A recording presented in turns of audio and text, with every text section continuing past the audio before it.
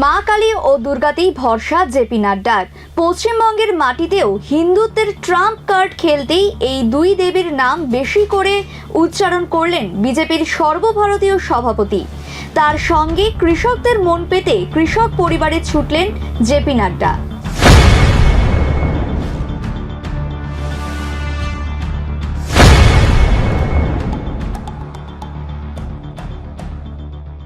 বাংলার রামনাম ছেড়ে মা দুর্গাতেই ভরসা রাখলেন বিজেপির সর্বভারতীয় সভাপতি জেপি নাড্ডা। শনিবার তার রাজ্য সফরে বিজেপির সর্বভারতীয় সভাপতি জানান, মা দুর্গার শপথ কৃষকদের পরিস্থিতির পরিবর্তন আনবেই বিজেপি। আজকের সভায় বিজেপির সর্বভারতীয় সভাপতির গলায় মা দুর্গা ও মা কালীর নামে স্লোগানও শোনা গেছে। একই সঙ্গে তিনি বলেছেন, আজকের সভায় মানুষের উপস্থিতি বলে দিচ্ছে পশ্চিমবঙ্গের মানুষ পরিবর্তনের জন্য একেবারে মনস্থির করে ফেলেছেন।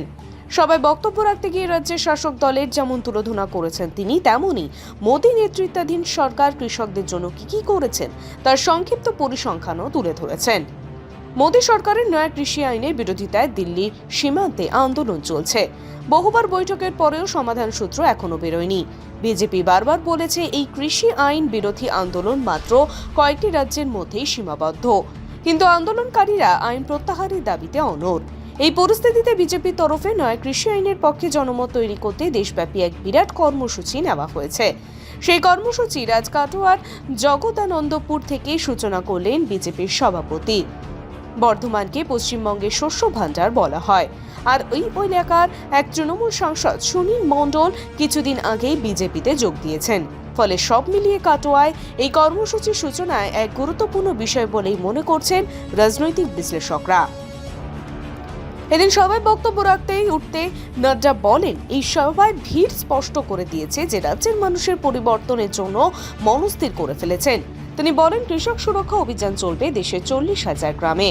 কাটোয়ার মতো সব গ্রামের কৃষকদের কাছ থেকে বিজেপির কর্মকর্তারা এক মুঠো চাল দান হিসেবে নেবেন এবং নয় কৃষি আইন সম্পর্কে বুঝিয়ে জনমত গঠন করবেন। 24শে জানুয়ারি পর্যন্ত এই অভিযান চলবে। এরপর 24 থেকে 31শে জানুয়ারি পর্যন্ত কৃষক ভোজ অভিযান চলবে, যেখানে কৃষকদের সঙ্গে বসে বিজেপির নেতারা খাবেন কৃষি আইনের সুবিধা সম্পর্কে অতিবাহিত করবেন। কৃষকদের বিরুদ্ধে অন্যায় প্রতিবাদে কৃষকদের সংগঠিত করবেন। নাড্ডা দাবি করেন, মোদী সরকার কৃষক দরদি সরকার। সেই জন্যই এই সরকার কৃষি বাজেটে বরাদ্দ 6 গুণ বাড়িয়েছে। বহুদিন ফাইলের ভাঁজে আটকে থাকা স্বামীনাথন কমিটির রিপোর্টকে বাস্তবায়ন করে এমএসপি প্রায় 1.5 গুণ বাড়িয়েছে। কৃষকদের তৃণমূলের বিরুদ্ধে আবারও একবার রাজ্যের কৃষকদের বঞ্চনার অভিযোগে সোচ্চার হন বিজেপির সভাপতি। তিনি বলেন, এদিন মমতা বন্দ্যোপাধ্যায় প্রধানমন্ত্রী কিষাণ সম্মান নিধি যোজনা রাজ্যে চালু করার জন্য চিঠি লিখিয়েছেন। এতদিন পর তার জন্য রাজ্যে 70 লক্ষ পরিবার এই প্রকল্পের সুবিধা থেকে বঞ্চিত। তিনি বলেন, এতদিন পরে আর এই যোজনা তৃণমূল সরকারে চালু করে লাভ নেই। এবার রাজ্যে বিজেপি ক্ষমতায় এসে এই প্রকল্প চালু করবে। নয়া কৃষি আইনের সপক্ষে তিনি বলেন, এই আইন কৃষকদের স্বাধীনতা এনে দেবে। এতে ফসলের সঠিক দাম পাবে কৃষকেরা। সরাসরি ফসল বিক্রি করার সুযোগ থাকবে কৃষকদের হাতে। এদিন আবারও তৃণমূলকে কাটমানি দল, চাল চোর, ত্রিপল চোরের দল বলে বিদ্রূপ করেন জেপি নাড্ডা। বলেন, তৃণমূল সরকার মোদী সরকারের সব প্রকল্পকে নিজে আলাদা নামকরণ করে চালাচ্ছে। এদিন সবার শেষে তিনি স্লোগান তোলেন, জয় মা দুর্গা, জয় মা কালী, শেষ করো এই অত্যাচার। আজ অঞ্চল বিমানবন্দরে নেমে সেখান থেকে হেলিকপ্টারে তিনি কাটোয়া পৌঁছন। সেখানে গিয়ে সবার আগে রাধা গোবিন্দ মন্দিরে পুজো দেন তিনি।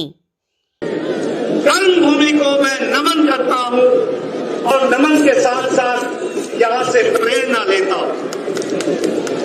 मित्रों, आज मैं राधा गोविंद जी के पुरातन मंदिर में गया, जहां चैतन्य महाप्रभु ने दीक्षा ली थी।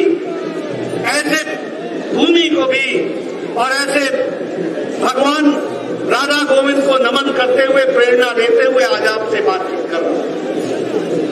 मित्रों, आज जब मैं आ रहा था तो मैं देख रहा हूं जिस तरीके से बड़ी संख्या में आप सब लोग आए, और जिस रास्ते से मैं आया, एक लंबी कतार जो अभी भी मुझे दिख रही है, हेलीपैड से लेकर के यहां तक सारा रास्ता आपने जिस तरीके से गर्मजोशी से मेरा स्वागत किया और जिस गर्मजोशी के साथ आप इतनी बड़ी संख्या में यहाँ उपस्थित हुए हैं, यह बताता है कि आपने तय कर लिया है ममता का जाना निश्चित है और भाजपा का आना तय है। इस बात को ये जो आपकी तालियां हैं, ये जो आपकी गड़गड़ाहट है, ये जो आपकी खुशी है, वो बताता है कि पश्चिम बंगाल की जनता ने अपना मन बना लिया है। वह भारतीय जनता पार्टी को स्वागत करने के लिए आतुर खड़ी है। ये हमारी जिम्मेवारी है कि हम आगे बढ़ करके पश्चिम बंगाल में आगे अपनी सरकार बनाएं और जनता का आशीर्वाद पाएं। मित्रों, आज मैंने कृषक सुरक्षा अभियान, ये कृषक सुरक्षा अभियान की शुरुआत की है। एक मुट्ठी चावल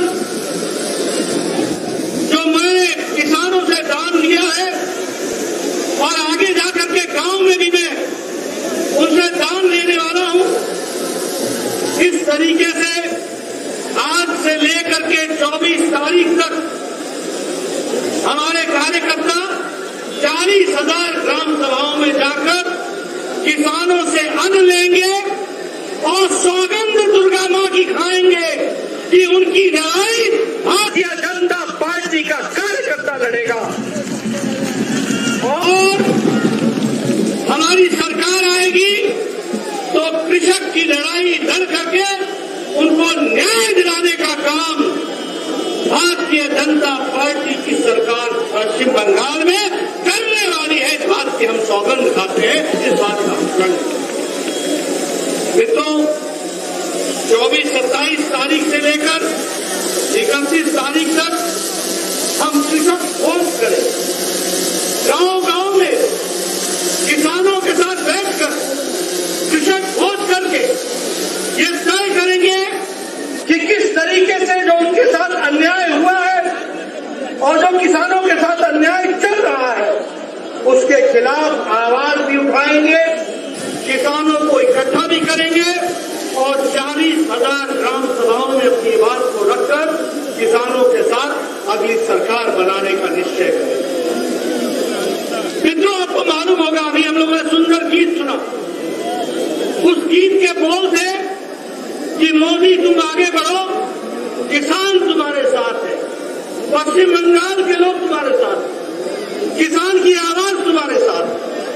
और किसान की आवाज क्यों न रहे मोदी जी के साथ। आपको जानकर के खुशी होगी कि जब से मोदी जी प्रधानमंत्री बने हैं, किसानों के लिए और कृषि के लिए केंद्र सरकार ने 6 गुना बजट बढ़ा दिया है। 6 गुना। यही ममता की सरकार और यही यूपीए सरकार का बजट 2013-14 में 22,000 करोड़ था। आज 1,34,000 करोड़ रुपए मोदी जी ने दिया है। ये बजट बना है, इसको हमको समझना है। उसी तरीके से ये मिनिमम सपोर्ट प्राइस लोग कहते थे, चर्चा करते थे, लेकिन minimum support price Swaminathan commission को अगर लागू किया तो मोदी जी ने किया और लागत का 1.5 गुना देना तय किया और इसके साथ साथ एमएसपी को लगभग 50% बढ़ाया गया। ये हमको ध्यान में रखना चाहिए। मित्रों, अगर मैं बात करूं बंगाल के बारे में तो मुझे दुख होता। आज सुना है कि ममता जी ने प्रधानमंत्री जी को चिट्ठी लिखी है कि किसान सम्मान निधि में हम जुड़ना चाहते हैं। ममता जी, अब जब हम कृषक सुरक्षा अभियान शुरू कर चुके हैं तो अब आपके चिट्ठी की जरूरत नहीं है। भारतीय जनता पार्टी की सरकार बनेगी और हम यहाँ प्रधानमंत्री किसान सम्मान निधि लगाएंगे। आपको 2 साल हो गया, 1.5 साल हो गया, हम बोलते रहे प्रधानमंत्री किसान सम्मान निधि दे दो, लगभग 70 लाख लोग, 70 लाख परिवार इससे वंचित हैं, उनको इसका लाभ मिलेगा। 23 लाख लोगों ने तो केंद्र सरकार को अर्जी लगा करके बताया था कि हम रजिस्टर होना चाहते हैं, लेकिन ममता जी ने इजाजत नहीं दी। अब जब जमीन बंगाल की अपने नीचे से ममता जी की खिसक गई है, तो अब उनको किसानों की याद आई। मित्रों, अब पछतावत होत क्या जब चिड़िया चुग गई खेत। किसान अच्छे तरीके से समझता है कि अब या तो इसका क्या अर्थ बनेगा। जब चिड़िया चुग चुकी है खेत, ममता जी बंगाल के लोगों ने तय कर लिया है भारतीय जनता पार्टी को लाना और आपका जाना, ये तय हो चुका है। ये बात मित्रों, नेशनल एग्रीकल्चर मार्केट ई नाम से शुरू किया गया और मुझे खुशी है कि पश्चिम बंगाल की भी 17 मंडियां जुड़ी हैं। आज 17 मंडियों में किसान अपना सामान देश के किसी भी कोने में किसी अच्छे दाम पर बेच सकता है। ये आजादी दिलाई है तो नरेंद्र मोदी जी ने दिलाई है, ये हमको समझना चाहिए। जहां तक सॉइल हेल्थ कार्ड का सवाल है, कभी सोचा नहीं था किसी ने, लेकिन आज लाखों लोग सॉइल हेल्थ कार्ड के साथ अपने आप को जुड़े हुए हैं। उसी तरीके से अभी 100 रेलगाड़ियां, 100 रेलगाड़ी किसान रेलगाड़ी का शुरुआत की गई, जो महाराष्ट्र के संगोला से चल करके वेस्ट बंगाल में शालीमार हावड़ा में वो पहुंचेगी और पहुंच रही है। ये काम 28 दिसंबर को इसका भी श्री गणेश हुआ है, इसको भी हमको ध्यान देना है। मित्रों, अभी 3 किसान के बिल आए। ये बिल किसान को आजादी देते हैं, किसान को बढ़िया दाम देने वाले और किसान की उपज का सही दाम मिले, इसकी योजना उसके अंदर है। और किसान सीधा सीधा अपने जमीन में उपजने वाले चीज का कॉन्ट्रैक्ट खुद कर सकता है। ये व्यवस्था की गई। मित्रों, इन व्यवस्थाओं का उपयोग करना ये हमारी जिम्मेवारी है और इसको पूरा करना हमें करना होगा। लेकिन मित्रों, इसके साथ साथ एक बात मैं कहना चाहूं, आज मुझे दुख के साथ कहना पड़ता है, यहां दिखने को मिला है। मैं ये कहूंगा कि आपने तय कर लिया है, बंगाल से आवाज निकल पड़ी है, आपने तय कर लिया है कि ममता जी को घर बैठाना है और भारतीय जनता पार्टी को काम में लगाना है। इस बात को आपने तय कर लिया। इसलिए मैं ज्यादा ना कहता हुआ अंत में एक नारा लगाऊंगा। ये नारा का जवाब भी आप नारे में ही देंगे। मैं कहूंगा, जय मां दुर्गा, जय मां काली। आप ব্যুরো রিপোর্ট দৈনন্দিন।